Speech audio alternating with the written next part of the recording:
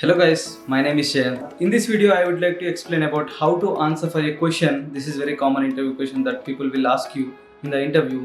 That is doctype mandatory in HTML5? Yeah, obviously the doctype is mandatory in HTML5. Actually, every version of HTML has their own doctypes like HTML1, HTML2, HTML3 and HTML4 has their own doctypes. But in the HTML5 they made it very simplified. Okay, in earlier days, you need to write a long tag that you need to write for a HTML1, the older version of HTMLs. But now it is very simple. Even though you are not writing the doctype at the top of the page, it will work, guys. But the problem is, we don't know the user will use which browser. Like, they can use Chrome, they can use Mozilla, they can use Opera, they can use Edge browser, they can use Safari. We don't know that. So to make it consistent in all the browsers, you need to declare the doctype at the top of your HTML page.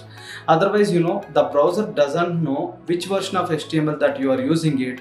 Then the common potential problems that will come up in different browsers, that you are not able to identify it. That's why you need to mention the doctype at the top of your page.